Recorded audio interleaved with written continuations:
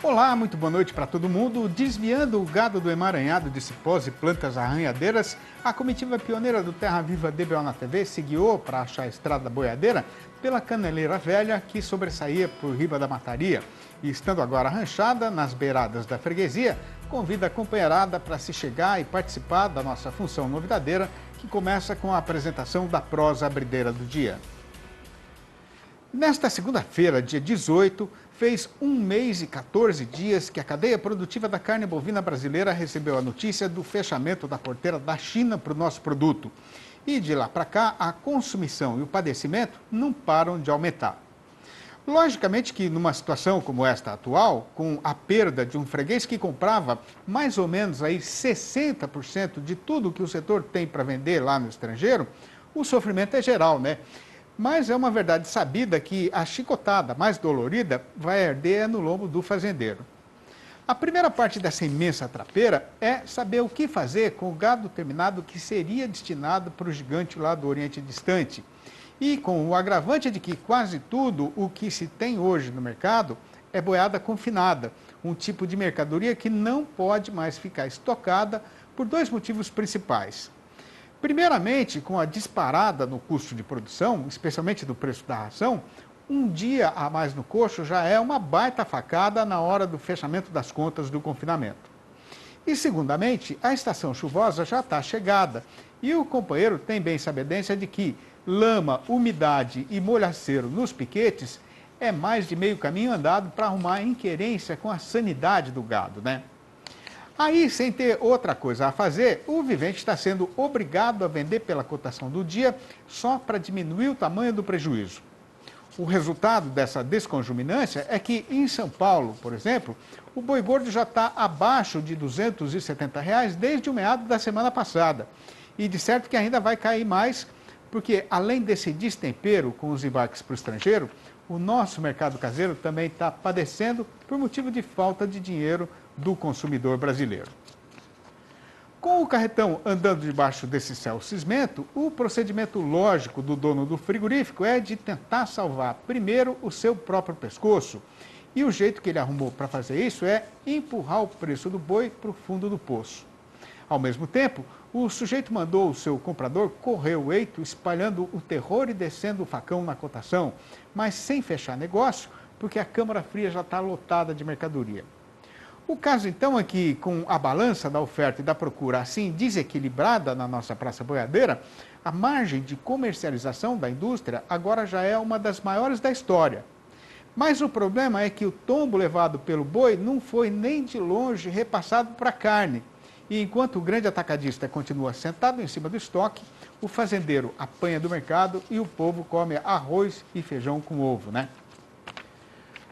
Seguindo com a lida no eito, tocando o serviço com mestiço sempre daquele nosso jeito e com a boiada na estrada ganhando o chão do sertão, a gente pega agora para destrinchar e fatiar as notícias do mercado do boi magro e da reposição. De acordo com um relatório mais recente feito pela Scott Consultoria, a lentidão nas negociações continua sendo a grande influência para o mercado de reposição neste momento. A explicação é a atual conjuntura no mercado do boi gordo, que não estimula a compra de animais para reposição e, com isso, as negociações trabalharam mais uma semana travadas na maior parte do país. Apesar dos poucos negócios reportados, as cotações cederam 0,8% no comparativo semanal, considerando a média de todas as categorias de machos, fêmeas e estados monitorados. Para os próximos dias, o mercado do boi gordo deve continuar ditando o ritmo no mercado de reposição. O melhor é fazer logo a nossa primeira parada antes que a boiada fique cansada. É um minutinho só, aguarde. Já faz um tanto de tempo que o companheiro fazendeiro brasileiro descobriu a grande quantidade de vantagens que a integração da criação de gado com o plantio de lavoura e de árvores pode trazer para dentro da propriedade. Mas esse negócio é tão bom que está sempre aparecendo mais uma novidade.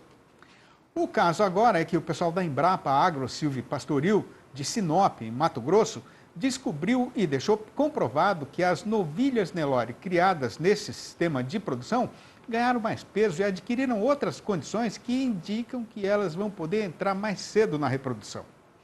Pois então, para adquirir informação sobre o estudo que foi feito a este respeito, a gente convidou para a nossa entrevista do dia o Dr. Luciano Bastos Lopes, médico veterinário e pesquisador da Embrapa, que vai participar do programa falando ao vivo pelo computador, diretamente de Lagoa Santa, nas Minas Gerais. Boa noite, doutor Luciano. É uma honra e uma satisfação ter a sua presença virtual aqui no nosso arranchamento eletrônico. Seja muito bem-vindo.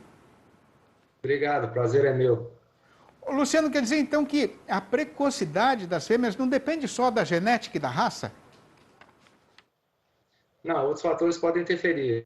A parte nutricional, por exemplo, é muito importante nesse aspecto. Assim, ganho de peso é um start, né? É um gatilho aí para esses animais entrarem em reprodução, atingindo a puberdade sexual. Agora, basicamente, o que é que acontece com as novilhas no sistema de integração que pode ajudar a antecipar a entrada delas na reprodução? Bom, na verdade, sim, a gente trabalha com marcadores de sustentabilidade desses sistemas. A gente está validando o sistema de LPF com vários indicadores. Esses sistemas têm vários tipos de consórcios, né, diferentes, entre eles a lavoura-pecuária e a pecuária-floresta, que foi 2 sistemas aí básicos que a gente utilizou para avaliação do nosso experimento. Então, o que a gente vê, a lavoura-pecuária é muito interessante para o ganho de peso, isso aí, como eu já antecipei, é importante aí para esses animais para a puberdade, né, para a precocidade sexual. E a condição aí que a gente tem de microclima nos sistemas de pecuária e floresta são bastante interessantes do ponto de vista fisiológico desses animais. Agora, como é que foi feita essa pesquisa que você coordenou, Luciano, e quais foram os objetivos do trabalho em geral? Os objetivos é identificar, a gente escolheu algum desses marcadores, né, entre eles aí ganho de peso, deposição de gordura na altura da garupa, um fator de crescimento, né, um hormônio aí que é um indicador também de precocidade sexual, que é IGF-1, e colocamos esses animais nos sistemas comparando com a pecuária solteira. Ou seja, então, a gente tinha 2 níveis de sombreamento diferentes no pecuária floresta, o lavoura-pecuária, onde são 2 anos de pecuária e 2 anos de lavoura. Então, após esse manejo da lavoura, pega essa pastagem, né, pega todo esse resíduo de adubos, enfim, e tem um vigor sempre muito interessante. A gente tem visto um ganho de peso superior ao restante dos outros sistemas, e comparamos esses resultados da pecuária solteira, que é a pecuária onde há o monocultivo de pastagem. Então, foram animais Nelore, pré-púberes, passamos ultrassom nesses animais para garantir que elas não estavam em puberdade ainda, e distribuímos esses animais nesses sistemas para fazer essas comparações, esses parâmetros que a gente... Agora, quem foram os parceiros da Embrapa nesse estudo, Luciano? Já são parceiros de longa data que a gente tem aqui, a Crimate, a Crinorte, que é a Associação dos Criadores que a gente tem aqui no estado de Mato Grosso. Então, financiando consumíveis, financiando mão de obra, fornecendo os animais incomodados. E outros parceiros que nos ajudaram também com os produtos. Ouro Fino, a Alflex, enfim, outros parceiros que são importantes também. Além de outros, são vários que nos ajudam a construir experimentos. Eu gosto sempre de dar o crédito, porque isso é fundamental para a pesquisa hoje em dia, né? Agora, Luciano, quanto tempo essas novilhas ficaram no sistema participando desse estudo? Elas ficaram cerca de 1 ano no estudo, a gente estava realmente tomando os dados. Então, elas entraram em final de 2018, início de 2019 a gente passou por um período de adaptação, e aí começamos a coleta dos dados. Então, nesses 4 sistemas que eu comentei, a gente tinha os animais traçadores, que não saem do sistema em hipótese alguma. E os animais reguladores, onde eles entram e saem para fazer a regulação da pastagem. Desses traçadores é onde a gente toma os dados. Então, de ganho de peso, coleta de sangue, coleta de amostra de fezes, por exemplo, para fazer a parte sanitária, enfim. E ao todo, a gente utilizou 48 animais distribuídos nesses 4 sistemas. E ficamos de 2019 até o início de 2020. Por que foi escolhido esse período, não um pouco mais ou um pouco menos, Luciano? Na verdade, foi a aprovação do projeto, né, junto aos parceiros, como eu disse, Crimate e Crinorte, a chegada dos animais. Então, foi começar em janeiro aí de 2019. foi mais conveniência mesmo, foi a chegada onde a gente já aproveitou, já fez essa adaptação e começou a tomada de dados. Como os animais iam ficar cerca de um ano e pouco, um ano e meio mais ou menos, o período de entrada não interfere tanto. Mas coincidiu assim, da possibilidade de a gente começar o experimento e a gente ter justamente o período mais severo de estresse calórico, né, assim, de condições metais mais desafiadoras, justamente na época da reprodução desses animais. Então, conciliou. Foi interessante por causa disso. A entrada nesse período não foi um período tão... Não foi definido para isso, assim, mas casou, no final das contas, com o período de desafio maior. A gente estava tomando esses dados aí, mais relacionados à reprodução em si. Muito bem. Pois então, tendo a precisão de mudar um pouco o nosso roteiro costumeiro, eu peço agora a devida licença aos companheiros e às companheiras do Brasil inteiro para fazer uma parada ligeira. E dentro de mais alguns instantes, a gente retoma a função com a continuação desta nossa prosa a respeito de como a integração lavoura e pecuária pode ajudar a antecipar a entrada das novilhas na reprodução. Aguarde. Estamos de volta para o Eito para dar continuação na nossa prosa a respeito da antecipação da entrada no período de reprodução das novilhas criadas no sistema de integração lavoura e pecuária. Ô Luciano, como é que foi feito o manejo do pasto durante o período da pesquisa? Bom, a gente tinha alguns, como eu disse anteriormente, na outra parte da entrevista, alguns animais reguladores que a gente utilizava para fazer esse pastejo, né, regulando a altura da pastagem. Então, obedecendo aí a altura do capim, entre 15 e 30 centímetros do capim marandu, a gente fazia esse pastejo contínuo com uma lotação, alternando essa lotação de acordo com essa necessidade. Agora, o que é que esse estudo muda no manejo reprodutivo das fazendas de cria no Brasil, falando no geral assim, Luciano? Bom, na verdade, assim, o objetivo não é mudar o sistema de criação. O objetivo é provar, né, a gente demonstrar desses resultados com esse embasamento científico, que os sistemas são interessantes para o sistema de cria, inclusive. Então, assim, a gente tem determinadas fases que a gente pode adotar um tipo de sistema, um tipo de consórcio, né, que seria a saída desses animais de desmama aí, até início da fase reprodutiva em si. Eu vejo o sistema de lavoura pecuária como um sistema bastante interessante. Então, assim, acreditando junto com outros fatores, né, como a gente já colocou, não é só o ganho de peso responsável por isso, mas é muito importante, o manejo nesse sistema de lavoura pecuária para ganho de peso e início da fase sexual desses animais, né, atingindo a puberdade sexual. Em outro momento, já em puberdade, já ciclando, o que a gente vê é o pecuária floresta, independente do nível de sombreamento, ajudando nessa regulação hormonal dos animais. Então, nesse sistema de pecuária floresta, a gente viu níveis de GF1 maiores.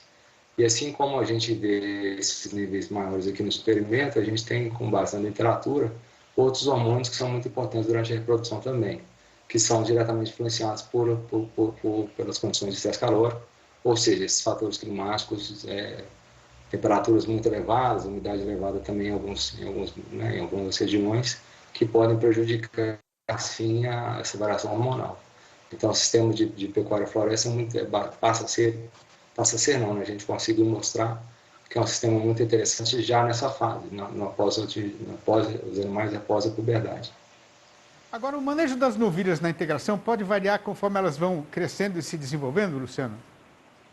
É justamente isso. Vamos classificar assim, depois da desmama, uma fase pré-púbere, né, que o ganho de peso aí é bastante importante, bastante interessante, justamente para o início, né, dar o start aí dos animais, para os animais começarem a ciclar. E eu vejo o pecuária floresta já com um potencial muito grande nessas outras fases, onde o animal começa a ter esse balanço, é importante esse balanço hormonal, né, para o desenvolvimento dessa fase de puberdade, para o animal começar a ciclar, começar a ovular mesmo, conseguir ovular, né, após o recrutamento aí desses ovos, e depois manter a gestação. Então, a pecuária floresta, a gente acredita muito nesse potencial aí dessa fase da reprodução em si, onde os animais vão ser inseminados e imediatamente depois da concepção. Ô Luciano, agora, o que foi que aconteceu com os bezerros das vacas que foram criadas no sistema de integração lavoura, pecuária e floresta? Então, esse também é um resultado bastante interessante. Infelizmente, a gente não conseguiu finalizar o que a gente gostaria, que era o peso de desmama, por causa da pandemia, algumas restrições de acesso no campo experimental da Embrapa. Mas, de qualquer forma, o que a gente viu é os animais, tanto da pecuária floresta quanto da lavoura-pecuária, quando comparados à pecuária solteira, esses animais tinham em torno de 10 quilos a mais, com relação ao peso do nascimento. Então, no monocultivo de pastagem, 25 quilos, nesses consórcios aí do IEPEC, em torno de 35 quilos, ou seja, 10 quilos a mais, o que reflete diretamente depois também nas funções aí para o peso de mama. Agora, qual que é a explicação para essa diferença de peso ao nascimento entre os bezerros da integração e os de áreas só de pastagem, Luciano? Bom, é difícil a gente isolar esses fatores, porque é uma conjunção de fatores aí que vão influenciar nisso aí. Com certeza, o que a gente tem, que é diferente nessas condições, é um sistema de lavoura-pecuária, a pastagem é bastante superior em relação à pecuária, aos outros sistemas, ao monocultivo de pastagem. A gente vê o vigor dessas pastagens é muito maior, mesmo na época da capim permanece verde ao longo do período de estiagem. E a massa de forragem, enfim, tem vários fatores aí que são importantes, né, justamente que vão refletir nesse ganho de peso. Então, do lavoura-pecuária, a pastagem é determinante para ele. E no pecuária-floresta, as condições ambientais são melhores, a gente consegue mitigar um pouco os efeitos do calor aí nessas áreas. Então, a gente tem uma queda, a gente já avaliou isso também em outros trabalhos, a gente tem uma queda em relação à temperatura aí, em torno de 20% a 30%. Que reflete diretamente na formação dos índices que a gente tem como referência para a avaliação desses fatores climáticos aí nesse sistema de criação. Então, nesse caso, essas condições microclimáticas são muito importantes para isso. Agora, a gente consegue distinguir uma coisa da outra, a gente tem uma interferência desses fatores, uma conjunção de fatores importante.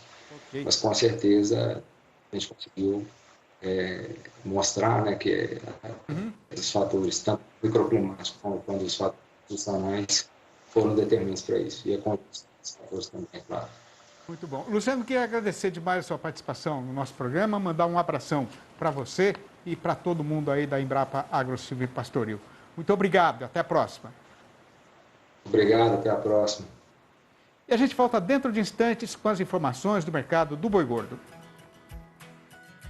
Sem ter enfrentado nenhuma consumição para chegar na estação e estando a boiada adiantada para a hora que foi marcada para fazer a embarcação, a comitiva passa agora a conferir como está andando a negociação no mercado do boi gordo e como foi a variação da sua cotação.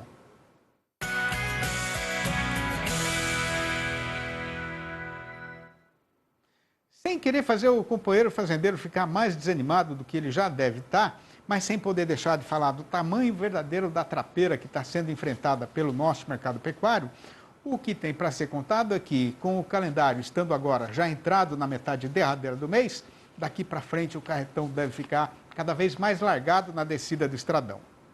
A primeira grande consumição é que ninguém está vendo nem sinal da volta do comprador chinês. E sem poder vender nada para o seu maior freguês lá no estrangeiro, o frigorífico exportador está descendo o machado no preço do boi brasileiro. O pior é que, pela demora da China para resolver a questão, agora já está mais do que comprovado que o problema é político e não sanitário. Isso quer dizer, então, que, como a solução depende da boa vontade da autoridade que tem o poder de manejar a caneta, a retomada da exportação tanto pode ser autorizada amanhã, quanto daqui a um mês ou no ano que vem, porque a decisão já não tem mais nada a ver com a lógica mercadológica.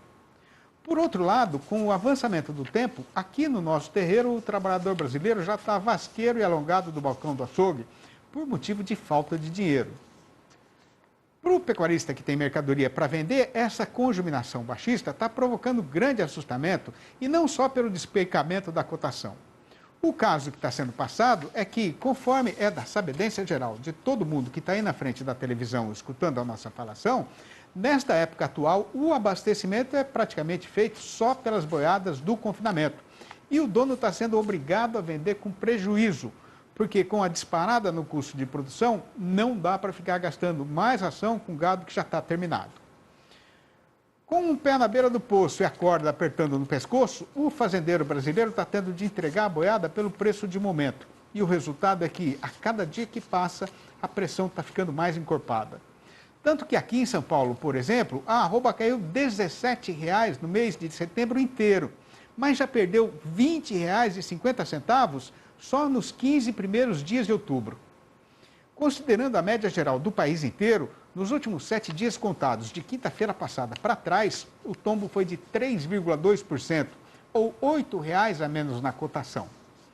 Juntando tudo, no balanço do dia da Scott Consultoria foram apuradas mudanças nas cotações em 11 das 32 regiões pesquisadas e, mais uma vez, todas foram no rumo de morro abaixo. A lista dessas derriçadas foi encabeçada por Barretos e Araçatuba, aqui no estado de São Paulo, onde o tombo foi geral, com o boi sendo derrubado para R$ 266,00 e a vaca para R$ 257,00, a prazo e livre do fundo rural. No Espírito Santo, a queda foi só do macho, que escorregou para R$ 286,50. No norte das Minas Gerais, o boi voltou para R$ 269,00 e a vaca para R$ 264,00. No sul do estado, o macho desceu para R$ 268,00 e a fêmea para R$ 258,00. No Triângulo Mineiro, a foiçada dada pelo comprador acertou só o preço do boi, que foi cortado para R$ 251,00. No sudeste da Rondônia, o macho escorregou para R$ 256,00 e a fêmea para R$ 249,00. Nas Alagoas, a vaca não passa mais de R$ 277,00. Em Paragominas, no Pará, o máximo que o dono do frigorífico está aceitando pagar pelo macho é R$ 264,00 e pela fêmea R$ 256,00. Em Redenção, o boi despinguelou para R$ 261,00 e a vaca para R$ 256,00. E no sul do Goiás, quem está com fêmea pronta para vender não vai pegar mais do que R$ 241,50, falando sempre em negócio a prazo e com a contribuição previdenciária estando já descontada do valor combinado. Eu tenho um cavalo gateado de andar balanceado que é para passear no povoado de domingo e feriado. Mas se eu precisar sair em dia de semana, faço a viagem na égua poconiana, de pelagem escura, que é maciosa no troteado e formosa na figura. Na lida cotidiana, com o gado, o recomendado é usar aquela besta ruana que eu mesmo apartei e amancei de sela. Mas a rainha da minha tropa, a mais bela e faceira dos meus animais, é a mula preta marchadeira, que é famosa daqui até lá nas Europas. Esta e mais de 200 outras prosinhas de mesmo sentido e inspiração, que é a nossa vida no sertão, estão publicadas no meu novo livro, O Versinhos de Caipira, inteirou os 4, que eu fiz para servir de louvação para a verdadeira cultura sertaneja brasileira. E se o companheiro e a companheira quiserem saber como fazer para adquirir um exemplar ou logo a coleção inteira, que agora já tem 4 volumes diferentes, né? Pode ligar diretamente para mim no meu telefone particular, que é o 11 98 224 1807, ou mandar um e-mail para sidneymasco@uol.com.br, ou ainda me procurar lá no Facebook, onde eu uso o meu nome mesmo. E tendo vencido o trecho no prazo que estava combinado, a gente vai dando por encerrado o serviço do dia, mas já fica anunciado ao povo da freguesia que amanhã mesmo Terra Viva DBO na TV estará aqui de volta nos horários de 6h30 da manhã e 7h25 da noite. Um abraço para todo mundo e até lá então.